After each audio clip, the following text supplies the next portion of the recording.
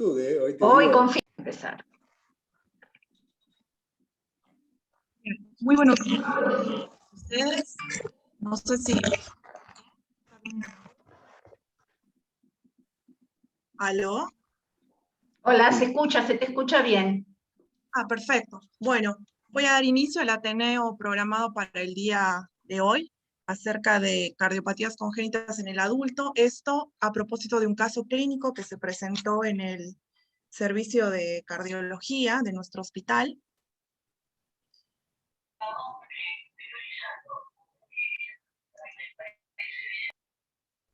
Se Por trata de favor, una paciente femenina de 30.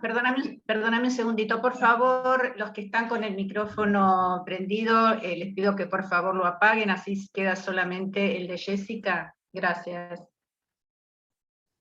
Bien, se trata de una paciente femenina de 39 años de edad que ingresa a unidad coronaria por pérdida transitoria de conciencia y tono postural, sin ningún factor de riesgo cardiovascular, y como antecedentes la paciente tenía diagnosticado a los 23 días de nacida una cardiopatía congénita, un canal auriculoventricular con CIA de tipo ostium primum, más una comunicación interventricular amplia, grandes vasos traspuestos, una insuficiencia valvular auriculoventricular moderada y un ductus arterial permeable.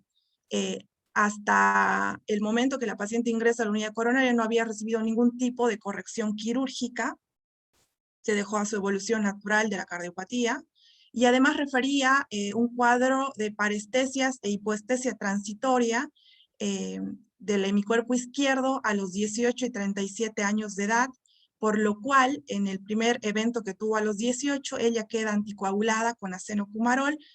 Asumimos nosotros que se trató muy probablemente de un evento, un ACV o barra AIT. La última internación que ella relataba es en el año 2019 por un cuadro compatible por disnea, y como antecedentes en su infancia y adolescencia ella refería múltiples internaciones por episodios de neumonías, cuadros de insuficiencia cardíaca, y además relataba que dentro de todo su infancia y adolescencia no había tenido gran limitación en la actividad física. Como dato, ella antes de la pandemia solía caminar hacia su trabajo aproximadamente 4 cuadras, durante las cuales precisaba un descanso de aproximadamente 3 a 5 minutos. Dentro de sus antecedentes perinatales, una nacida a término, sin complicaciones, según lo relatado, y dentro de los antecedentes gineco-obstétricos relataba un cuadro de varios años de evolución de hipermenorrea y polimenorrea. La medicación habitual traía iloprost, sildenafil, bosentan, eplerenona, esomeprazol, bisoprolol y acenocumarol, de acuerdo al esquema dejado por el servicio de hematología. También al ingreso a unidad coronaria tenía varios estudios complementarios realizados previamente en diferentes instituciones, los cuales en realidad tenían varias contradicciones entre ellos porque habían sido realizados en diferentes instituciones y por distintos operadores, así que más o menos traté de poner los estudios más recientes que traía consigo y los que más o menos tenían cierta correlación unos con otros. Así que el eco transtorácico, el último que tenía era del año 2019, donde informaba un ventrículo único izquierdo con una función sistólica conservada, un arco aórtico derecho, una CIA amplia de tipo ostium primum, una válvula auriculoventricular común y un ductus permeable. La única resonancia siempre del mismo año, que básicamente informaba igual un situs ambiguos con una anomalía total del retorno venoso pulmonar, CIA ostium primum, válvula B común, un ventrículo izquierdo de morfología izquierda con una fracción de eyección de aproximadamente 48.5%, una cámara rudimentaria anterior y superior, de la cual emergía el anillo pulmonar, y un ductus arterioso permeable. Un Holter de febrero del año 2000, en el cual informaban extrasístoles tanto ventriculares como supraventriculares de alta y moderada densidad respectivamente, con episodios de taquicardia auricular. La enfermedad actual, esta paciente ingresa a unidad coronaria relatando un cuadro de un episodio transitorio de pérdida de conciencia y tono postural de corta duración, con posterior recuperación ad íntegro del estado de conciencia, sin TEC, mientras se encontraba caminando. Al interrogatorio dirigido a la paciente refería fatiga y disnea habitual en clase funcional 2-3, asociadas a palpitaciones esporádicas de predominio nocturno. Y además refería que en diciembre del año 2019 había discontinuado el tratamiento, esto porque había perdido la obra social. Así que al momento que ella ingresa a nuestros servicios se encontraba ya sin ningún tipo de medicación habitual. El examen físico de ingreso tenía una saturación de oxígeno al aire ambiente de 88%, un índice de masa corporal de 18.6, era más un hábito constitucional más bien longilínea, con una cifoescoliosis marcada de la columna dorsal, con mucosas hipercoloreadas, cianóticas, con cianosis tanto a nivel central como a nivel distal, junto con hipocratismo digital, y a nivel cardiovascular tenía más bien un R1 disminuido y un R2 bastante amplificado, un soplo sistodiastólico 4/6 que irradiaba más hacia la región axilar, que era más audible prácticamente en los 4 focos auscultatorios. El laboratorio que se le hace al ingreso a esta paciente tenía un hematocrito de 36.9 con una hemoglobina de 9.7, que considerando la patología de base de esta paciente, era más bien una anemia bastante severa, y se le había pedido un perfil férrico, donde también podemos evidenciar la ferritina muy por debajo de sus valores normales, y el resto del laboratorio, la función renal, el hepatograma, fosfocálcicos se encontraban dentro de parámetros normales. También se le hizo un estado ácido-base a su ingreso, en donde evidenciábamos una PO2 de 79 milímetros y una saturación de oxígeno al aire ambiente de 88%. En su electrocardiograma, durante toda su internación estuvo en ritmo sinusal, aproximadamente a cada 75 latidos por minuto, con un eje muy desviado hacia la derecha, más allá de 120 grados, con rotación horaria, en el cual se puede evidenciar agrandamiento de ambas aurículas, mucha sobrecarga derecha, también signos de hipertensión pulmonar, con, en este caso, el QT estaba conservado. En cuanto a la radiografía de tórax, es una radiografía de frente, aparentemente pareciera una teleradiografía, se encuentra muy penetrada, un tanto rotada en oblicua izquierda. A nivel de los campos pulmonares se puede evidenciar que se encuentran cargados con signos de hipertensión, tanto venocapilar como pulmonar, porque acá también se puede evidenciar signos de hipertensión pulmonar por el infiltrado parailiar que se observa. En cuanto al ilio, a este nivel se puede evidenciar tanto el borde externo como interno de la arteria pulmonar derecha, en donde claramente podemos observar de que al inicio es más bien dilatada y posteriormente se afina como otro signo más de hipertensión pulmonar severa, y continuando hacia el arco inferior derecho, lo que podemos ver es un gran agrandamiento de la aurícula derecha y el doble contorno, que también nos habla de un agrandamiento auricular izquierda de menor cuantía en relación a la aurícula derecha. Cuando vamos a buscar el botón aórtico, más bien pareciese encontrarse del lado derecho, con posterior continuidad con la aorta descendente del lado derecho. Hacia el lado izquierdo, esta prominencia que se ve acá pareciera corresponder al tronco de la arteria pulmonar, que hacia la derecha se continúa con la arteria pulmonar derecha. Y el arco inferior izquierdo,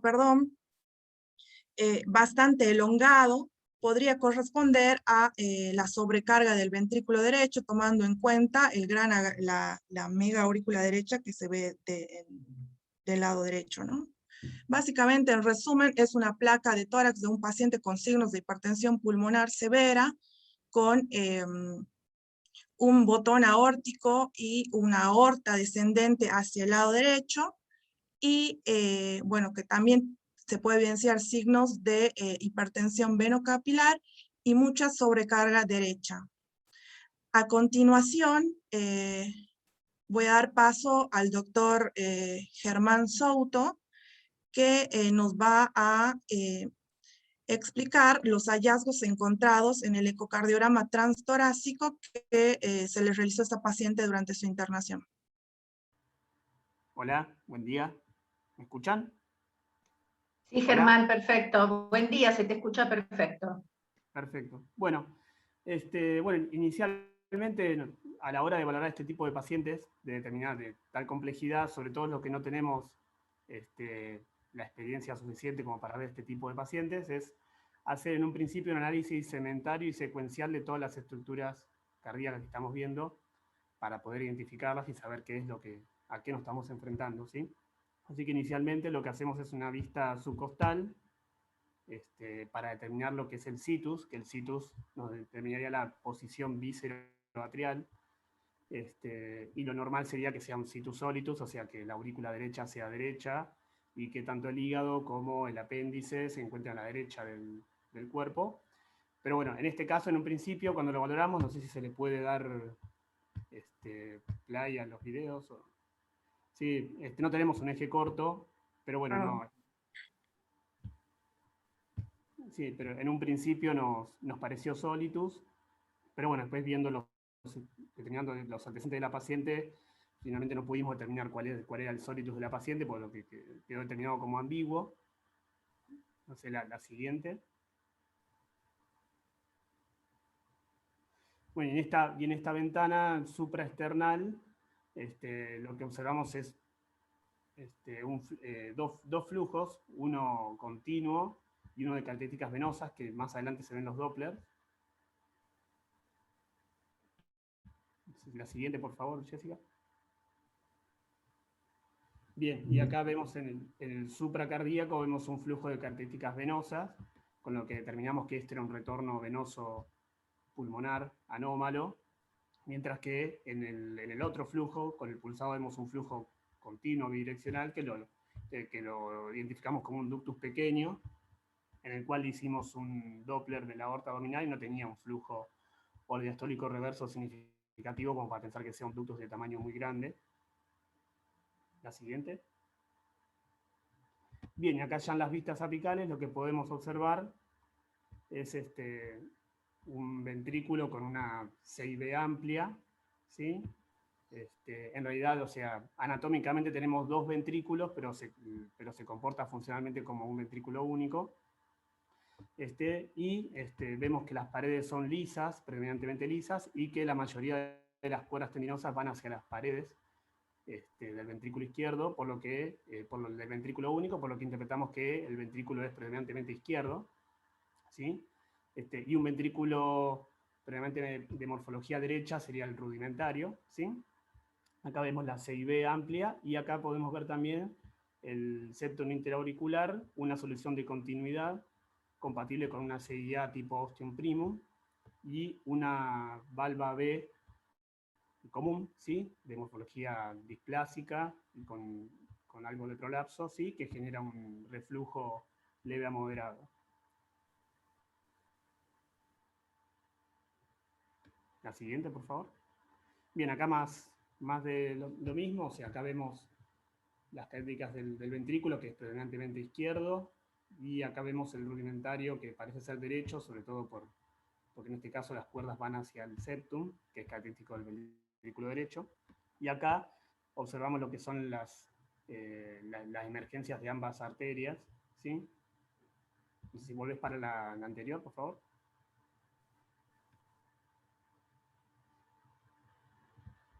Sí, acá lo identificamos como el tracto de salida del ventrículo izquierdo por ser más bien de características fibrosas, y vemos una arteria que, no sé si le puedes dar play a este videito, al otro.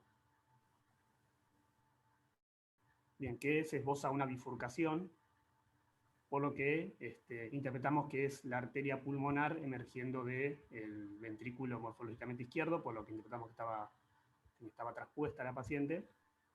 Siguiente, por favor. Y acá vemos Sí, voy para atrás, por favor.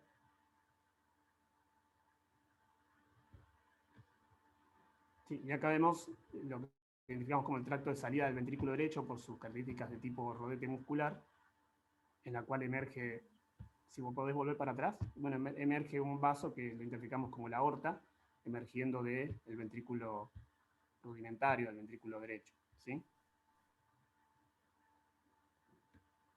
Siguiente. Bueno, acá vemos el continuo del reflujo AB, y acá más de lo mismo, vemos las puertas yendo hacia el septum del lado derecho. ¿Sí? Siguiente. Bueno, más de lo mismo.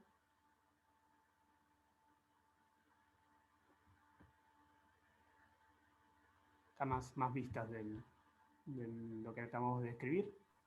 Siguiente. Bueno, y esto lo hicimos, digamos, o sea, más bien como para nuestra observación, que vemos que el acortamiento longitudinal se mantenía dentro de parámetros conservados, y además cualitativamente la función nos impresionaba, la función sistólica del ventrículo nos impresionaba conservada. Siguiente. Bueno, y acá vemos las velocidades en ambos tractos, en ambas arterias. Vemos que hay un ligero incremento de velocidades y gradientes a nivel de lo que sería la aorta, a nivel sistémico. Siguiente. Y a nivel de la arteria pulmonar vemos unas velocidades que están conservadas. Y no están dilatadas, se mantienen con diámetros conservados ambos vasos.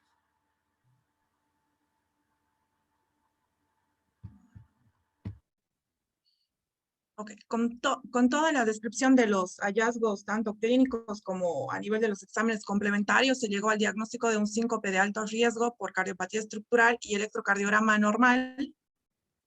Y durante su evolución e internación en nuestros servicios se hizo un manejo multidisciplinario con interconsultas a las diferentes especialidades de los servicios, dentro de ellas el servicio de neumonología, hematología, ecocardiografía.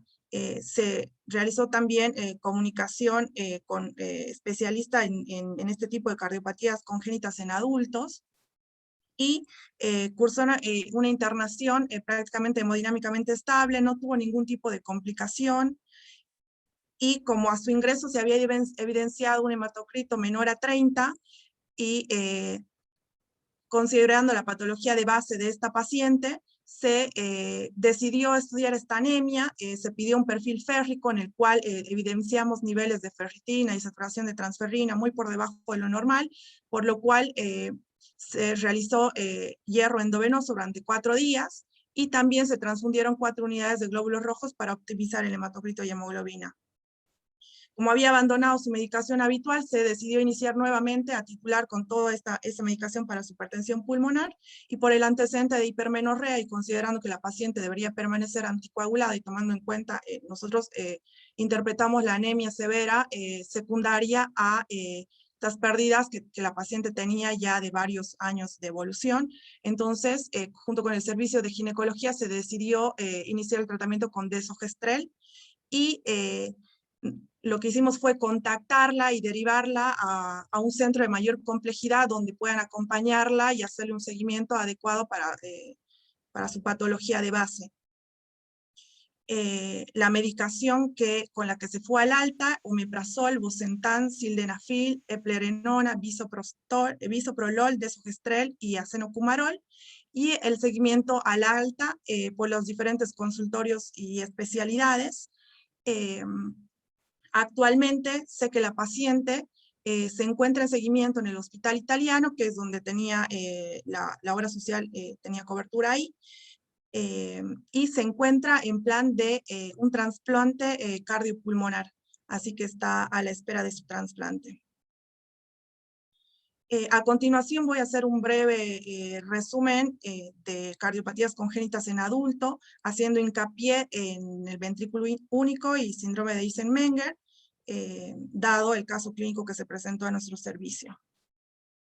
Como un breve resumen acerca de la circulación fetoplacentaria, En esta etapa, la doble circulación es en paralelo y debemos acordarnos de que el intercambio gaseoso en esta etapa se lleva, tanto gaseoso como de nutrientes, se lleva a cabo en la placenta, y el circuito inicia a nivel del ventrículo derecho, en donde se bombea casi el 65% del volumen minuto fetal a través del ductus arterioso, a través del cual va a pasar directamente hacia la aorta descendente, llegar a la placenta para su posterior oxigenación a través de las arterias umbilicales.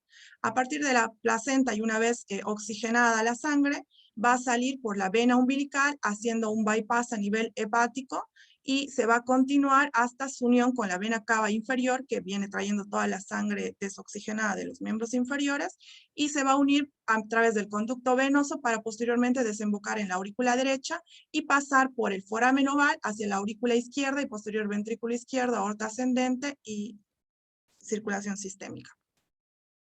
Por otro lado, la sangre más o menos saturada, con más concentraciones de dióxido de carbono de la parte superior del cuerpo, lleva a través de la vena cava superior, llega hacia la aurícula derecha, y a partir de acá pasa directamente a través de la válvula tricúspide al ventrículo derecho. Y a partir de acá, nuevamente, a través del ductus arterioso hacia la aorta descendente y circulación sistémica. Vale recordar acá que en esta etapa las resistencias vasculares pulmonares se encuentran muy elevadas, y que los pulmones están colapsados y llenos de líquido. Posteriormente, cuando se pasa de la etapa fetal y a la etapa, mejor dicho, la etapa intrauterina a la extrauterina, con la primera respiración se suceden una serie de cambios, los cuales básicamente son una disminución en las resistencias a nivel pulmonar, un aumento de las resistencias sistémicas y también de la poscarga del ventrículo izquierdo, y esto está dado por la desvinculación completa de la circulación placentaria, y un cierre de los shunts, sobre todo el foramen oval, el ductus venoso y el ductus arterial. Esto debido a, acá en el caso del foramen oval, debido a un aumento de las resistencias venosas del retorno venoso pulmonar hacia la aurícula izquierda, hace que las presiones a nivel de esta cavidad de la aurícula izquierda sobrepasen las presiones de la aurícula derecha, y por tanto se produzca el cierre del foramen oval. El ductus venoso se cierra debido a cuando uno liga la arteria umbilical, y la arteria y el ductus arterial se cierra en el momento en que el recién nacido hace la primera respiración, se empieza a oxigenar la sangre y mejora la saturación de oxígeno, y también el cierre se produce por la caída de los niveles de prostaglandinas cuando se desvincula totalmente de la circulación placentaria. Como dato epidemiológico, 9 de cada 1000 recién nacidos vivos van a nacer con una cardiopatía congénita. Esto obviamente tiene mundial, y si bien las cardiopatías congénitas se encuentran en descenso, esto debido a que se están haciendo fetales mucho más precoces, y además a una interrupción del embarazo. A escala mundial, las cardiopatías congénitas se encuentran en aumento. Y cabe recalcar, y este es un dato muy importante, que más del 85% de las personas que nacen con una cardiopatía congénita van a llegar hasta la edad adulta. Esto debido a la evolución tanto a nivel médico, quirúrgico y tecnológico que existe en la actualidad. Y se dice que en las próximas décadas este porcentaje de población va a ir en aumento, por lo cual se plantea un desafío en la rama de la cardiología en cuanto a organizar la atención de estos pacientes que llegan a esta edad con mayores requerimientos terapéuticos, con mayores comorbilidades, que además plantean múltiples problemáticas a tratar, tanto desde el punto de vista clínico, en cuanto a la certeza diagnóstica, y también las implicancias que conlleva todo a nivel tanto psicológico como social, y por qué no, también laboral. En el país, en Argentina, no contamos con un centro especializado que se dedique a la atención de pacientes que llegan a la edad adulta, y los centros especializados están más vinculados hacia las cardiopatías congénitas, pero en pediatría. Por lo que la cardiopatía congénita en el adulto es todavía una subespecialidad que no es reconocida, pero que emerge como una disciplina que requiere expertos especializados que puedan realizar un manejo más integral y acompañar en el seguimiento de la evolución natural de estos pacientes que alcanzan la edad adulta. Entonces, la cardiopatía congénita en el adulto debe ser entendida como una enfermedad crónica que va a durar toda la vida, que va a requerir un seguimiento continuo y un manejo multidisciplinario. En cuanto a la organización de la atención, existen dos etapas, una unidad transicional que va desde los 12 a 16 años, y la etapa de transferencia, que es de 16 a 18 años, es la edad en la cual estos pacientes deben ser transferidos a una unidad de cardiopatía congénita en el adulto. Y es acá, en esta etapa de transferencia, en donde los pacientes pierden el seguimiento y el control con un médico especializado. En cuanto a la población de adolescentes y adultos con cardiopatías congénitas, que en algún momento como cardiólogos clínicos en consultorio nos tocará atender, se puede dividir en 4 grupos: los que nunca han sido operados, los que han sido sometidos a una cirugía y que no requieren ningún otro procedimiento quirúrgico, aquellos que han sido sometidos a cirugías paliativas, que en algún momento van a requerir de algún procedimiento quirúrgico, y aquellos pacientes inoperables, excepto para trasplantes ya sea cardíaco o cardiopulmonar. Por otro lado, casi todos los pacientes que sobreviven llegan a presentar lesiones residuales, secuelas y complicaciones que pueden tener un carácter evolutivo durante su vida adulta. Es así que se consideran residuales aquellas alteraciones que se dejan deliberadamente sin corregir durante el acto quirúrgico, secuelas a las alteraciones nuevas que se producen consecuencia de la reparación, y las complicaciones que pueden ser tanto a nivel cardiovascular como sistémica, que se pueden dar en contexto de procedimientos terapéuticos, o también aquellas que se desarrollan de forma espontánea en el curso de la evolución natural de la enfermedad. La Guía Europea 2020 sobre cardiopatías congénitas del adulto las clasifica en simples, que pueden ser corregidas o no, moderadas, y las cardiopatías congénitas graves o complejas, dentro de las cuales se encuentra el síndrome de Eisenmenger y el corazón univentricular. Otra clasificación más ampliamente distribuida y más conocida es la que se clasifica en acianóticas y cianóticas, de acuerdo a que tengan flujo pulmonar aumentado, normal o disminuido. En este caso, en nuestra paciente se trata de una cardiopatía congénita cianótica con flujo pulmonar aumentado. Acá, estaría acá en este grupo. Y en cuanto al ventrículo único como cardiopatía congénita, representa el 10% de todas las malformaciones cardíacas congénitas, de las cuales un 75% tienen morfología de ventrículo izquierdo, un 20% tiene morfología de ventrículo derecho, y un 5% es indeterminado. En cuanto a su evolución natural, evoluciona con alta morbimortalidad tanto en el periodo neonatal como en la infancia, y solamente una minoría de estos pacientes va a alcanzar la adultez, esto mediante un balance óptimo, cuando puede encontrar una estabilidad hemodinámica, un balance óptimo entre la circulación pulmonar y sistémica, van a llegar a la adultez sin ningún tipo de intervención quirúrgica. Básicamente se define como un solo ventrículo que mantiene el volumen minuto tanto sistémico como pulmonar, por lo que también se puede hacer una definición anatómica y una definición funcional. Y dentro de los tipos de conexión auriculoventricular del ventrículo único, tenemos ventrículos únicos con doble entrada, en la cual existen 2 válvulas auriculoventriculares, como se ve acá en la imagen. Luego tenemos los ventrículos únicos con una sola entrada, en este caso es una sola única válvula auriculoventricular con atresia de la otra válvula, ya sea tricúspide o mitral. y los ventrículos únicos con una entrada común, que obviamente acá también coexiste un defecto del septum interauricular, en la cual básicamente es un canal auriculoventricular, una única entrada. Acá algunos tipos de ventrículo único, y en cuanto a cada tipo morfológico, se va a asociar a un tipo más frecuente de emergencia de los vasos. Acá en la imagen, por ejemplo, ya habíamos dicho que morfológicamente casi un 75-80% de los ventrículos son izquierdos, de los cuales el 90% de los pacientes va a tener transposición de los grandes vasos y solamente un 10% va a tener vasos normopuestos. En el caso del ventrículo derecho, ambos vasos salen del ventrículo funcional anterior.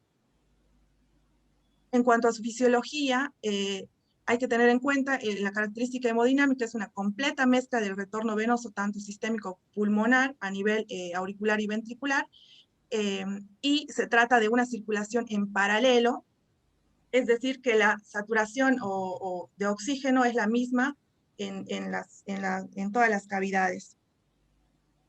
En cuanto a la magnitud de la estenosis pulmonar o el grado de resistencia vascular pulmonar, estos son factores que van a regular el flujo sanguíneo hacia una u otra circulación.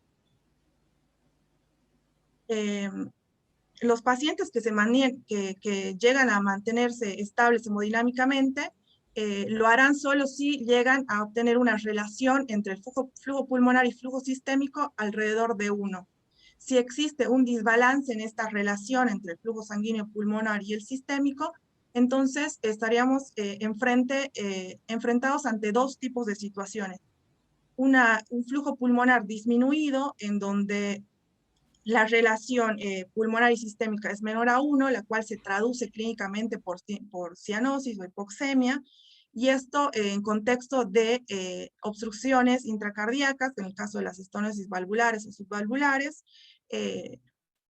en presencia de una CIA restrictiva, hipertensión pulmonar, y el otro cuadro es el aumento del excesivo flujo pulmonar con una relación entre el flujo pulmonar y sistémico mayor a 1, traducido clínicamente por signos de congestión, que es el cuadro clínico más frecuente, lo cual va a aumentar progresivamente el flujo a nivel del circuito pulmonar, robando el flujo del circuito sistémico, y estos pacientes se presentan básicamente con síntomas de shock. Esto es una tabla en la cual resume prácticamente todo lo que había expuesto anteriormente. Se ve la relación entre el flujo pulmonar y sistémico en presencia o ausencia de estenosis pulmonares y su traducción clínica. Si tenemos un flujo pulmonar sistémico mayor a 3, es decir, hiperflujo a nivel pulmonar, con ausencia obviamente de estenosis pulmonar, la traducción clínica son signos de sobrecarga. Y si el flujo pulmonar es menor a 1, es decir, existe hipoflujo en presencia de una estenosis pulmonar muy grave, el cuadro clínico es a expensas son pacientes que se presentan más cianóticos que sobrecargados.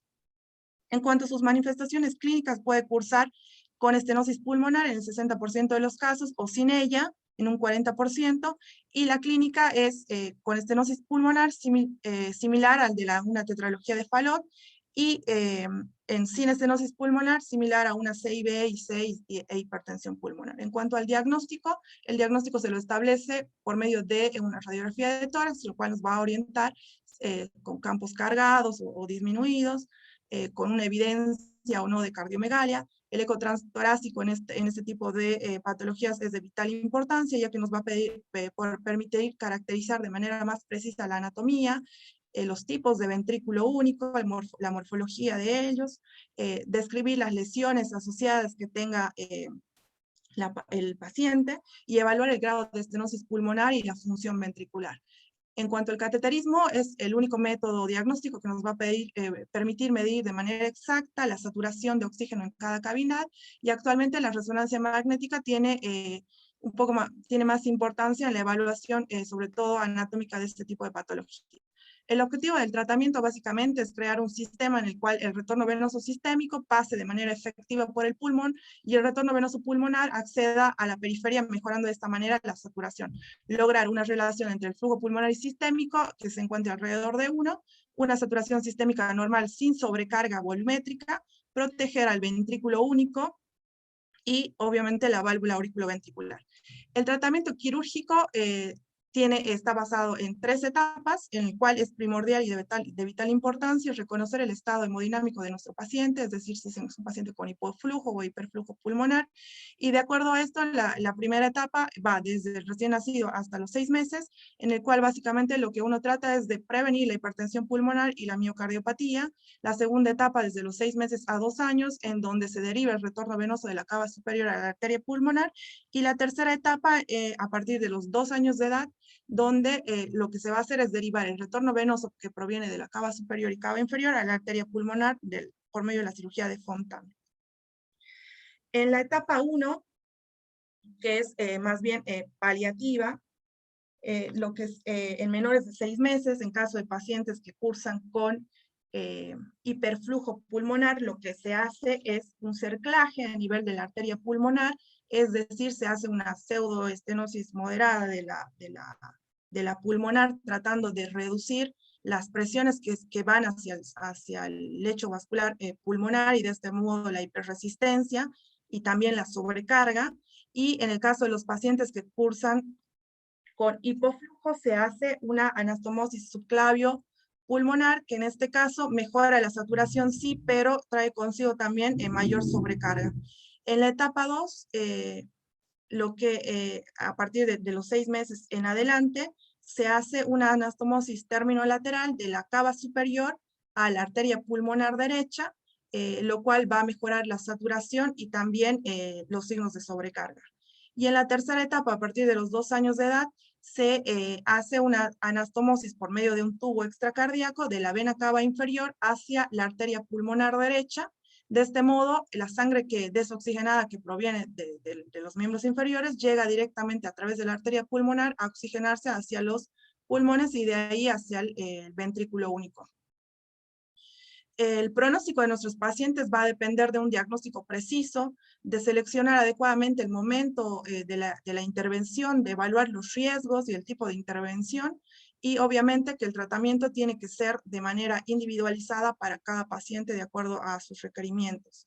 En cuanto al síndrome de Eisenmenger, la hipertensión arterial pulmonar es una de las complicaciones más temidas en las cardiopatías congénitas, y es que la exposición crónica de la vasculatura pulmonar a un mayor flujo dan como resultado un remodelado del lecho vascular, lo cual va a condicionar un incremento de las resistencias vasculares pulmonares, tanto que terminan en invertir el cortocircuito de derecha a izquierda, y representa la forma más avanzada de la hipertensión pulmonar. En cuanto a su prevalencia, la prevalencia de la hipertensión arterial pulmonar en adultos con cardiopatías congénitas es de 4.2 a 5.8 y aumenta cuando esas cardiopatías traen aparejado un defecto septal.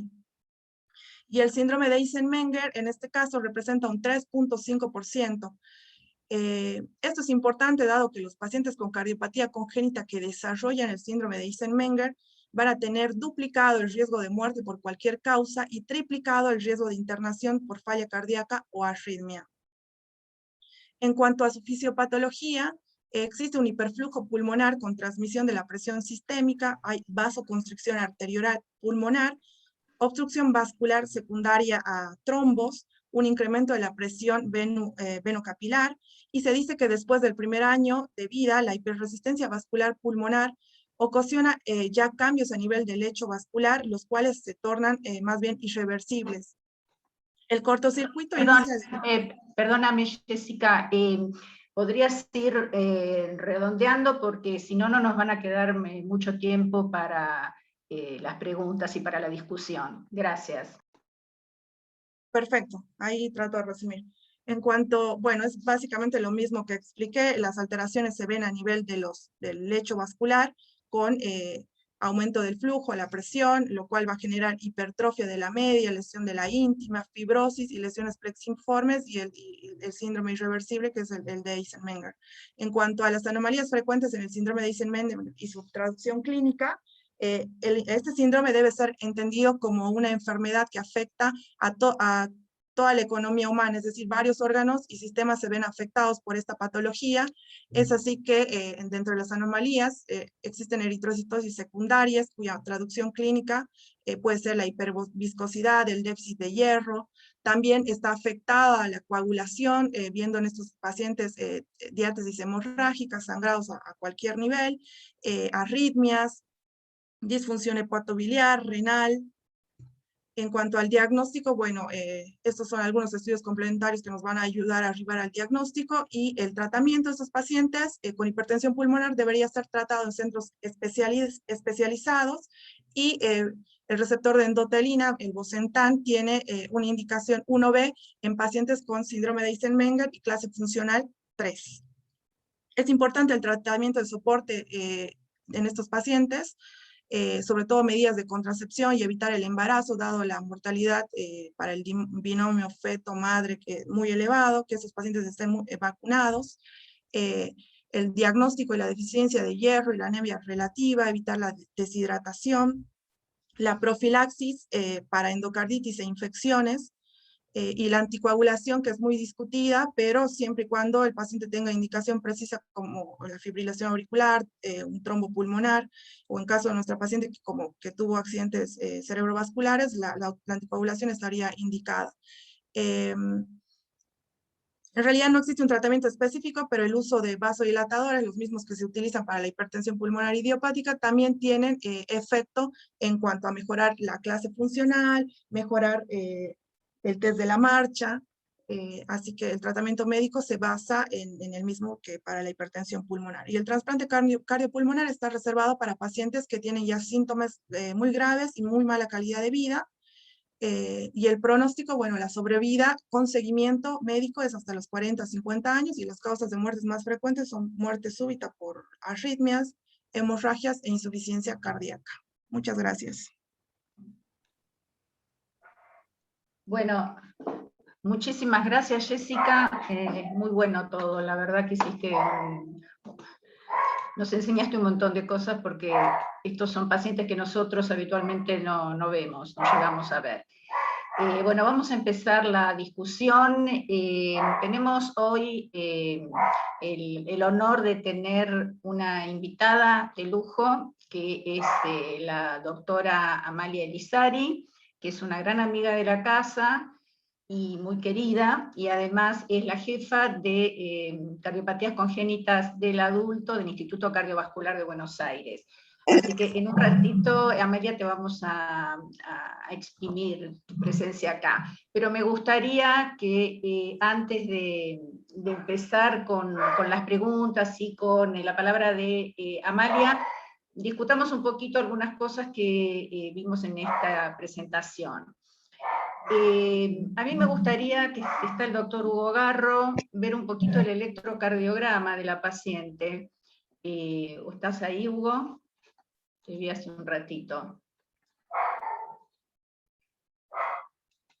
O alguien, ¿me podés poner el electro nuevamente, Jessy?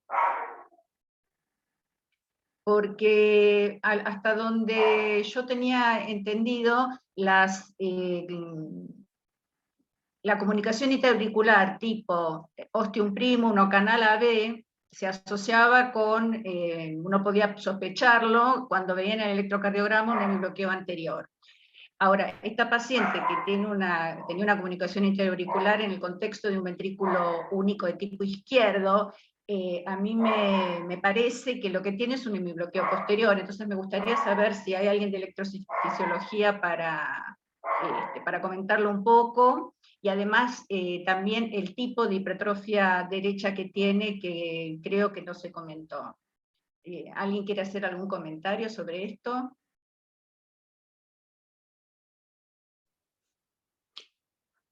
Rita, por ahí no soy el más indicado, pero soy el más jovato. En realidad, el hemibloqueo posterior es un diagnóstico que excluye la hipertrofia ventricular derecha. O sea, para uno poder decir que un paciente tiene hemibloqueo posterior, debería excluir la hipertrofia ventricular derecha, que en este caso está presente. Tu observación sobre el hemibloqueo anterior es muy interesante, porque tanto la CIA con clef mitral, pero eso quiero que lo diga después Amalia, como el canal AB, se asociaban frecuentemente con el bloqueo anterior. Yo lo que creo que tiene una hipertrofia ventricular derecha de las llamadas septum abierto, ¿no? Donde no hay presiones suprasistémicas del lado derecho, con lo cual tiene el famoso patrón de S3 más profunda que S2 y S visibles hasta precordiales izquierdas con una rotación horaria y eje a la derecha. Y como bien describió, tiene un agrandamiento pareciera vía auricular. Tiene también extrasístoles supraventriculares y hay en el ritmo alguna cosita medio más rara, como si fuera alguna arritmia sinusal respiratoria en el trazado de ritmo de abajo. Yo no me animo a decir más nada del electro, no sé si alguien quiere opinar. Amalia. Hola, buenos días y bueno, muchas gracias Rita por la invitación y esta oportunidad de poder con ustedes intercambiar un caso de por sí complejo. La verdad que en referencia a lo que ya se dijo, que cuando hay un ostium, digamos una única válvula B, uno habitualmente encuentra por los propios defectos de cojinetes endocárdicos un hemibloqueo anterior, entendería que acá la embriología pasa por otro lado, ¿no? Porque evidentemente justo no encontramos ese hallazgo, y sí comparto la referencia que hizo en la descripción Héctor recién, con respecto a la rotación horaria, el eje a derecha, y probablemente más los hallazgos vinculados a esta rara situación de cuando la fisiología es univentricular y realmente el electro no tiene un patrón determinado, y muchas veces nos encontramos con lo que uno intenta describir como sobrecargas mixtas de la cámara en sí ventricular. Describimos el eje, y yo aprendería de ustedes a ver un poquito más allá de los trastornos en el sistema de conducción, porque la verdad que no le encuentro otra respuesta, ¿no? Así que, y bueno, no sé si en algún momento la P tiene una morfología ya en su duración muy predictora de lo que les pasa a estos pacientes que nomás desarrollan, ¿no es cierto?, arritmia auricular, como que tiene la dilatación o sobrecarga de las dos aurículas, y este es un punto. Y que el otro aspecto es que no tenemos una prolongación del QRS importante, pero sí recordarles que, si bien lo más prevalente son las arritmias auriculares, estos pacientes no están exentos de hacer arritmias ventriculares también, sufrir a veces procesos de trastornos de la conducción AB, bradicardia, y que esto sea la causa de la muerte súbita. Bueno, perfecto. Muchísimas gracias, Amalia. Ahora me gustaría seguir con la radiografía de tórax, y lo tenemos al doctor Saleme, que es nuestro experto en placas. Quería saber si estabas de acuerdo con la descripción que hizo Jessica, si tenías algo más para aportar, y si se puede, y si uno sin conocer el diagnóstico, sin tener el diario del lunes, puede describir la placa de tórax, o sea, si se puede describir bien una placa de tórax de estas características sin conocer cuál es el diagnóstico, ¿no? Porque se puede sospechar a través de la placa. Bueno, a ver, ¿qué es lo que podés decirnos, Jorge? Bueno, muchas gracias. Bueno, felicitaciones en primer término para Jessica, que hizo un excelente resumen de la paciente. Y bueno, con respecto a la placa, y como vimos también en el electro, la otra cosa que me gustaría decir en el electro, que yo vi dos cosas más. La primera es que en B1 veo una P, digamos, con mucho componente derecho, y el QRS de B1 que empieza con QR, ¿no sé? O empieza con Q y sigue con R. Lo cual me hace pensar, junto con las S que se van profundizando de B2, B3, que evidentemente este corazón tiene una rotación en sentido horario, anatómico, muy importante, ¿no? No solamente eléctrica, y para mí muy probablemente también desde el punto de vista de la placa. Bueno, además de esta ampliación del electro, si volvemos a la placa,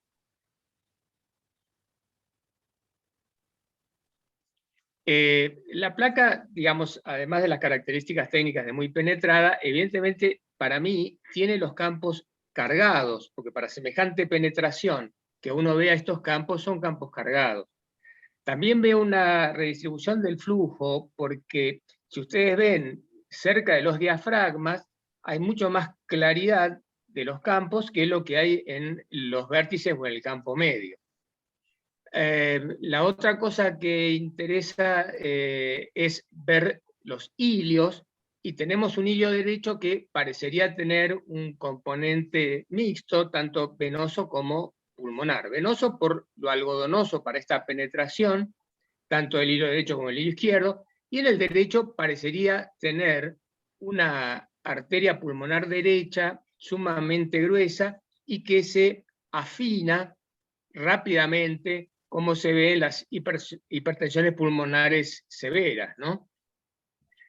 Y después, del lado izquierdo, viene este gran interrogante, que es esa imagen que habitualmente tenemos, un botón aórtico, y que por semejante botón aórtico, si lo fuera, uno diría, ah, bueno, tiene que seguir una aorta descendente muy importante, pero no la vemos a izquierda, sino que la vemos a derecha, un poquito más abajo. Esa es la aorta descendente, y si uno sube, subí, ahí empezás a ver algo que parece ser un botón aórtico a derecha. Entonces, ¿qué es la opacidad que vemos a nivel de lo que supuestamente sería el pedículo vascular arriba y a la izquierda? Yo no tengo una explicación hasta ahora de lo que se dijo para esta imagen. Entonces, lo que yo pienso es que esa imagen debería corresponder al tronco de la pulmonar, siendo este paciente un portador en realidad de un tronco arterioso. Yo creo que esta paciente debería tener un tronco arterioso con aorta derecha, y la imagen que se ve arriba y a la izquierda debería ser el tronco de la pulmonar en, digamos, un tipo 1, ¿no? En la clasificación de Coletti-Edwards.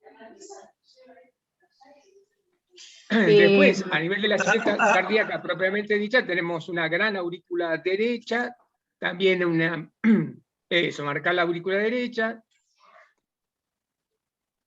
También vemos una, digamos, apertura del compás bronquial con una mayor densidad por debajo de ambos bronquios. Y bueno, hay un arco inferior izquierdo que está elongado, y que, si yo tuviera que decir por el pedículo vascular que uno ve, es un pedículo vascular corto y angosto, porque lo que vemos a izquierda ya no sería el botón aórtico, sino sería el tronco de la pulmonar. Entonces, este arco inferior derecho, que corresponde a la aurícula derecha, sería muy predominante respecto al pedículo, y por lo tanto ese arco inferior izquierdo lo más probable es que sea por agrandamiento ventricular derecho.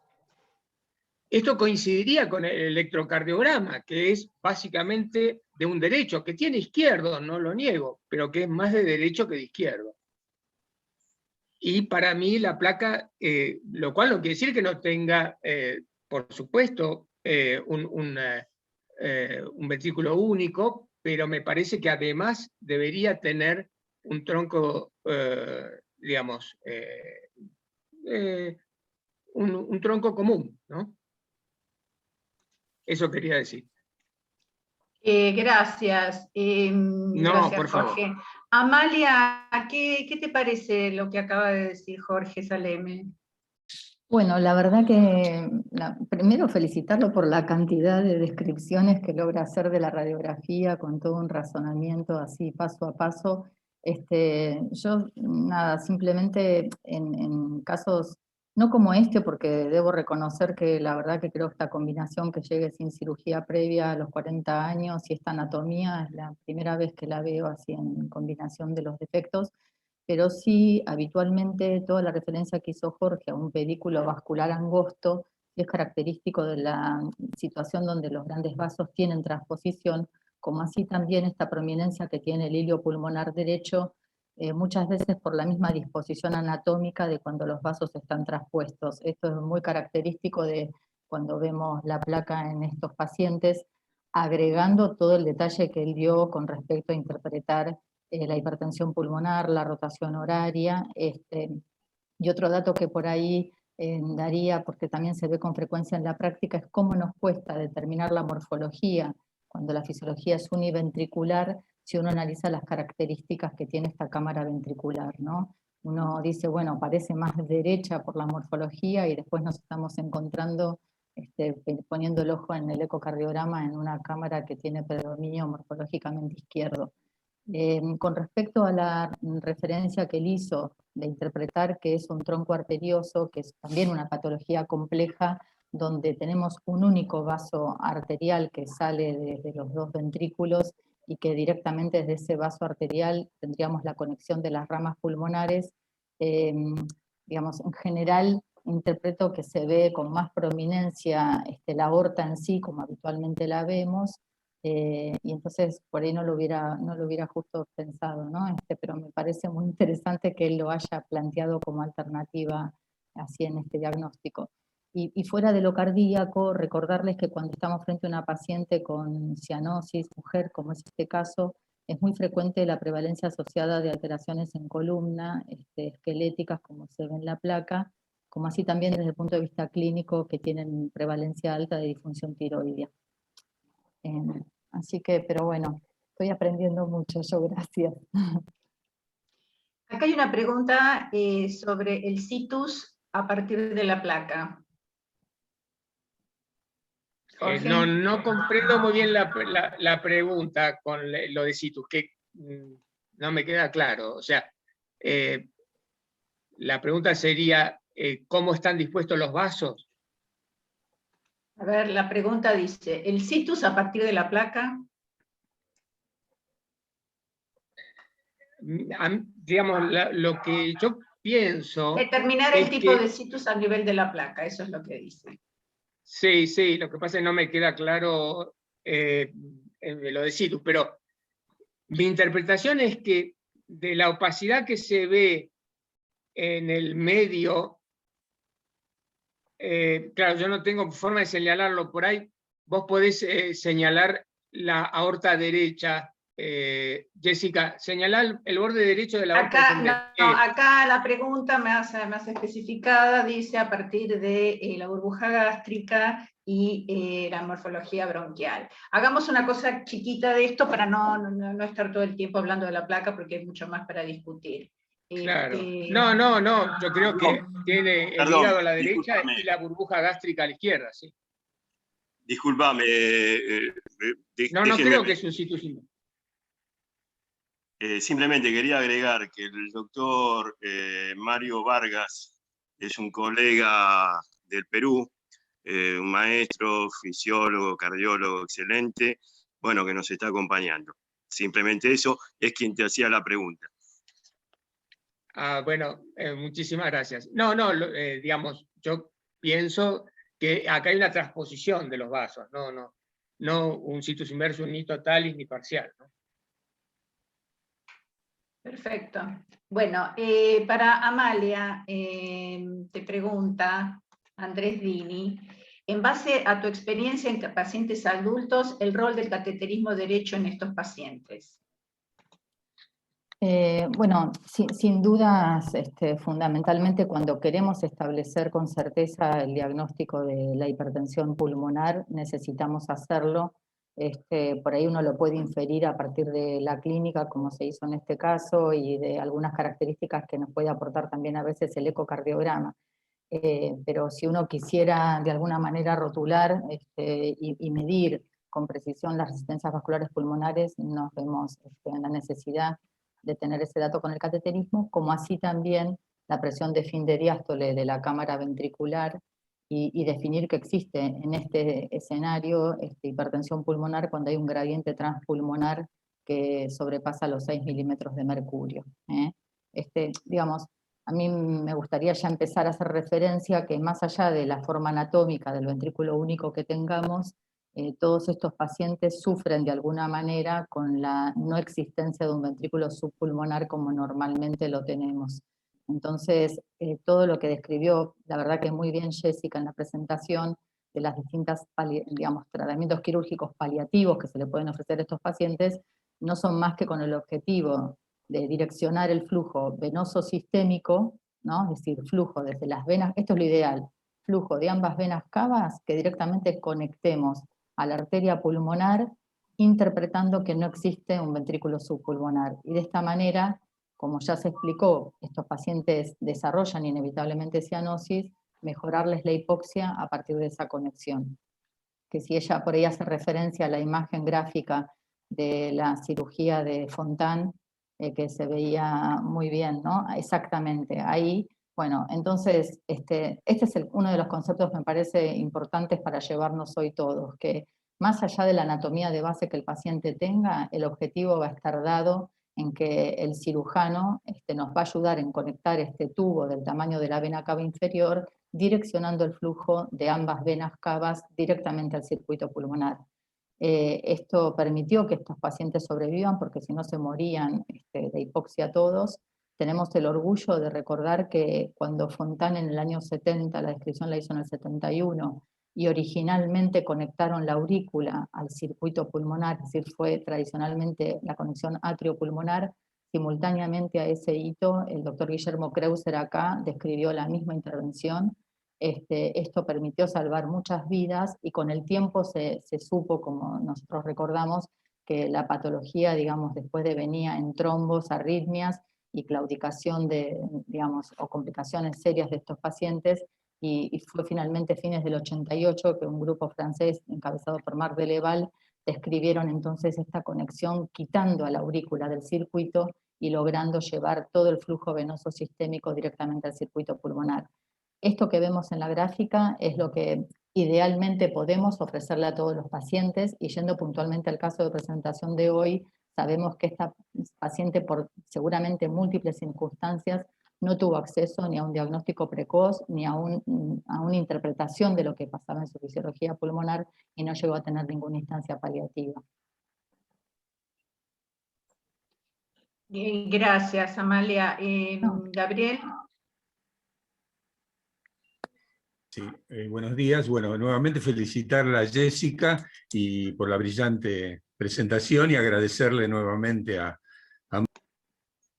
Ay, perdón, sin querer, Gabriel, sin querer te quería bajar la manito y sin querer apagué el micrófono, discúlpame. Ahí, gracias, bueno, perdón. Nuevamente, bueno, felicitar a Jessica y agradecer por su presentación, y agradecer el aporte y la presencia de Amalia.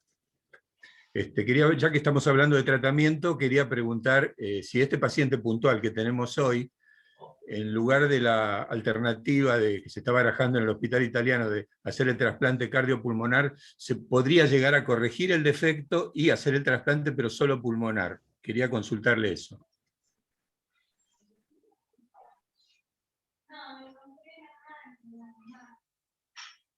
No sé.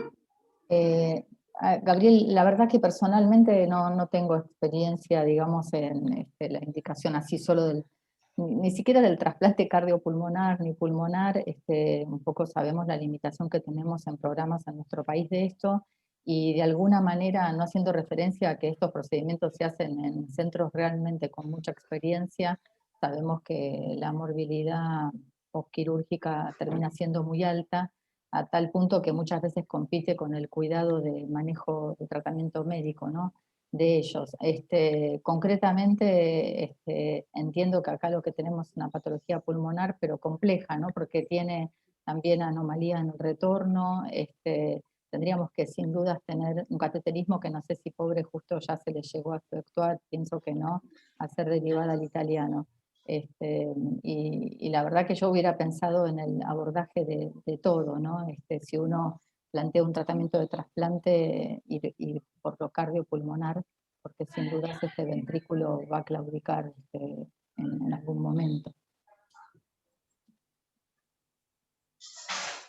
Y con respecto al tratamiento con vasodilatadores, preguntarte si eso mejora la calidad de vida exclusivamente y las reinternaciones, o mejora, también hay un cambio en el tema de la mortalidad y la sobrevida.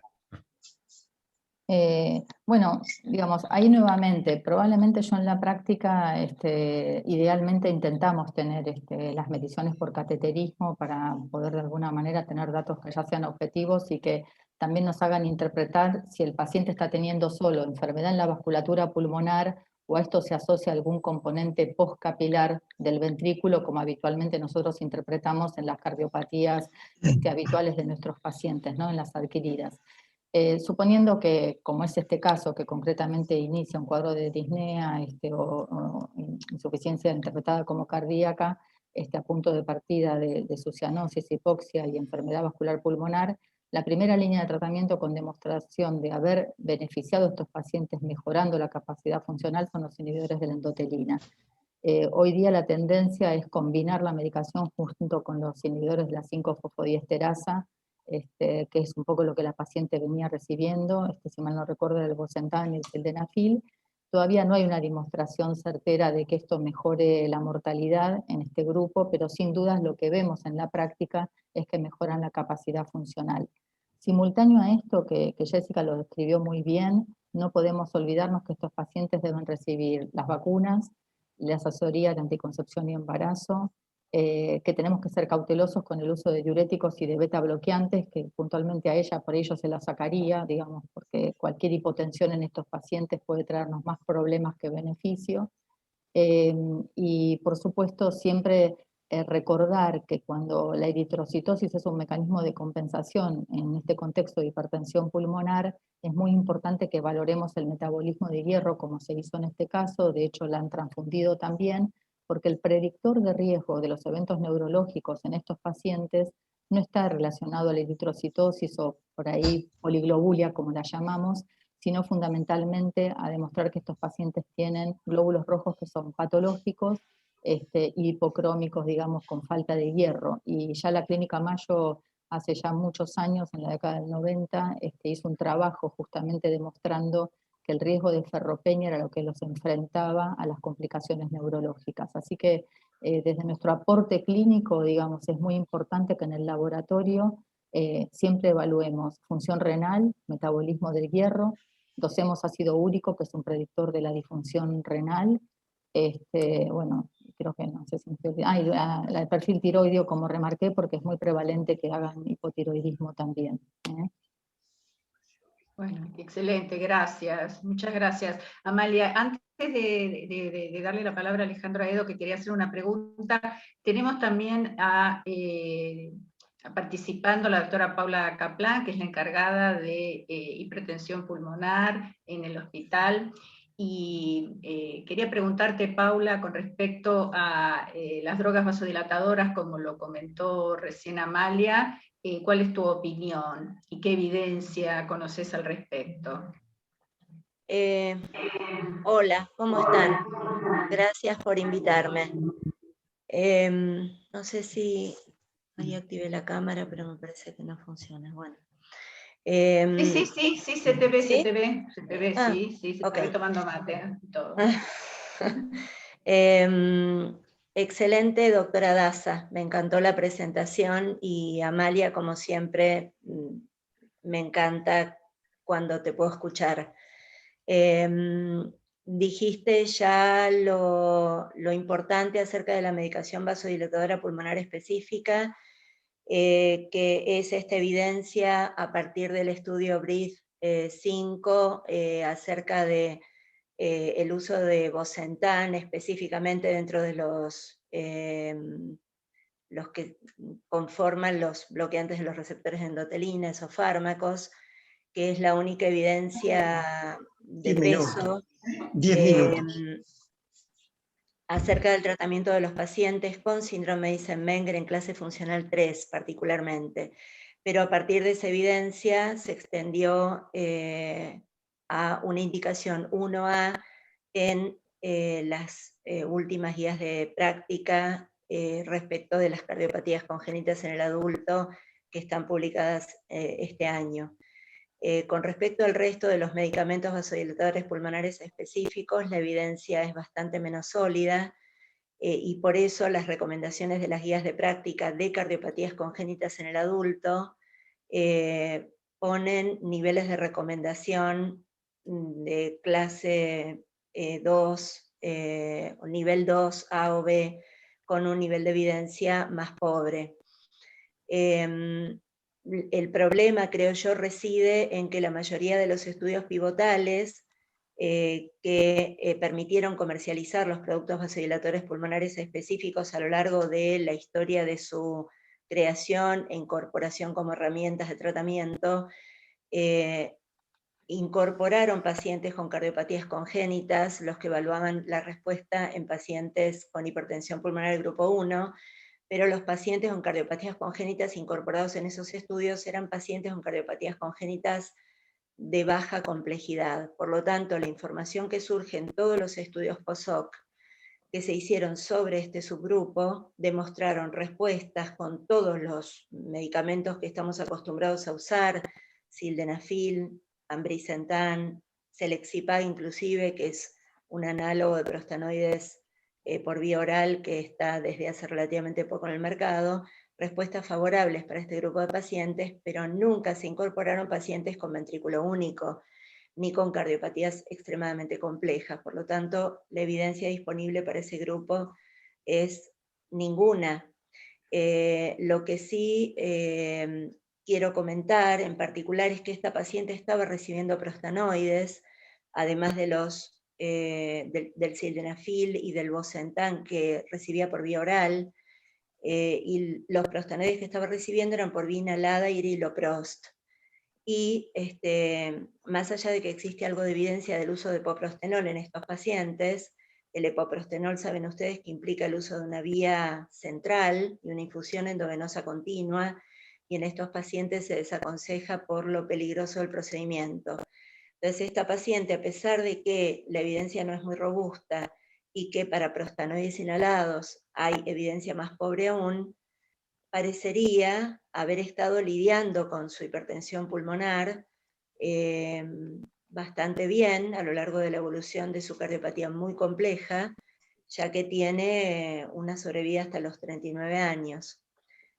Así que es importante incorporar este tipo de alternativas farmacológicas cuando hay alguna evidencia a favor. Y lo otro, con respecto a trasplante, quería comentar solo 2 palabras. Como decía el doctor Benchuga, el trasplante solo pulmonar en esta paciente me parece que es una indicación errónea, ya que hay dentro de la hipertensión pulmonar una sola indicación de trasplante cardiopulmonar para resolución de la enfermedad vascular pulmonar, que es este tipo de cardiopatía compleja. Los pacientes que tienen hipertensión pulmonar de otros grupos sin cardiopatía y que hacen un remodelamiento mal adaptativo del ventrículo derecho, remodelan favorablemente su ventrículo derecho en el quirófano, dentro del quirófano, en el momento en que tienen los pulmones nuevos y desaparece esa obstrucción en el tracto de salida. En cambio, estos pacientes con cardiopatías muy complejas necesitan el trasplante cardíaco también, porque de ninguna manera van a poder resolver lo cardiológico, aun que se resolviera lo pulmonar. Así que eso nada más, y hablo con mucho cuidado porque soy la única neumonóloga. Te quería comentar, Paula, te quería comentar que yo me referí no solo al trasplante pulmonar, sino a la cirugía del trastorno cardíaco más trasplante pulmonar. No exclusivamente transporte pulmonar, a eso me refería. Claro. Ok, sí, bueno, no, de eso tiene que hablar Amalia. Cirugía paliativa más trasplante pulmonar, eso fue lo que dijo Gabriel. Bueno, Alejandro Aedo, ¿querías hacer alguna pregunta? Está silenciado, Alejandro. Abrí el micrófono, por favor. Sí, primero felicitarla a Jessica porque fue una excelente presentación. Y la pregunta es para Amalia, como todas están dirigidas hacia ella.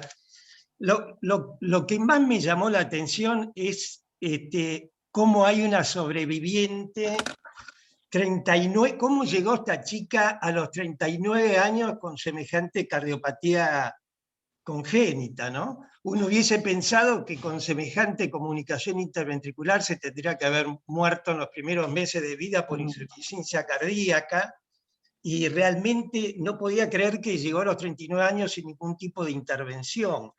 La pregunta, Amalia, es si pensás que el desarrollo de hipertensión pulmonar de alguna manera la protegió a esta chica de una muerte por insuficiencia cardíaca, y que después de alguna manera quedó media como balanceada, terminando, por supuesto, con un síndrome de Eisenmenger, ¿no?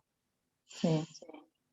Bueno, la verdad que es una observación. Hola Alejandro, buen día. La verdad es un gusto ver todo el grupo que está hoy reunido. Me da mucha alegría. La verdad que, bueno, es una observación clínica que yo la verdad que una condición anatómica como esta que me están mostrando hoy, a 40 años, no creo no haberla visto. Me interesa, si volvemos al gráfico, y entiendo que ya estamos terminando, de tratamiento paliativo quirúrgico, quería repasar con ustedes por ahí un par de conceptos desde la fisiopatología, y de nuevo, no meternos en lo anatómico del ventrículo único, pero saber que la mayoría de las veces nos encontramos con pacientes que sufren de hipoflujo pulmonar, que característicamente es la atresia tricuspidia, y que un grupo menor, como entraría este caso, es que la fisiología del ventrículo único nos enfrente a que directamente la cámara está conectada al circuito pulmonar.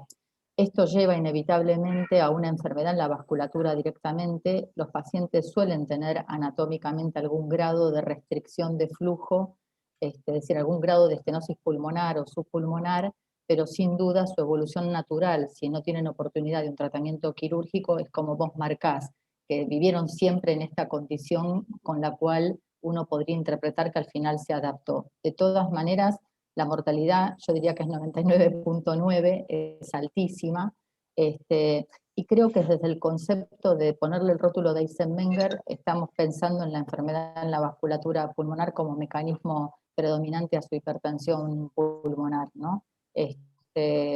Y bueno, sumado a la cianosis, que como ya se remarcó, no deja de ser un contexto clínico de enfermedad multisistémica o multiorgánica. Lo que planteaba Gabriel, de poder hacer un tratamiento paliativo, estamos en una instancia tarde, donde el riesgo de procedimiento va directamente relacionado al factor de la edad, por supuesto, a que tenemos un ventrículo que ya tiene, porque digamos, uno está planteando algo paliativo y una conexión en serie vascular, cuando estamos siempre acostumbrados a pensar el corazón con un sistema paralelo, ¿no? Sistémico, bueno, o de retorno venoso y arterial. Y en este caso, lo paliativo, donde el cirujano conecta ese tubo entre las dos venas cavas, inevitablemente exige que tengamos una buena función de la única cámara, que no haya aumento de la presión de fin de diástole, que no haya reflujo valvular, que no haya anomalías de la conexión venosa pulmonar, que la anatomía de ramas pulmonares sea buena. Y esta paciente tiene mucha edad, deterioro ya de la función ventricular, como vimos en el eco, un reflujo de la válvula B también importante, y anomalías en la conexión venosa. Es decir, que estaríamos frente a una condición para ofrecerle el tratamiento paliativo de mucho riesgo quirúrgico, y uno probablemente teniendo un cateterismo ya mediríamos presiones pulmonares además altas, pero de por sí de chica hubiera sido también una anatomía compleja para abordar, con más riesgo que la que habitualmente hoy tienen estos pacientes, ¿no?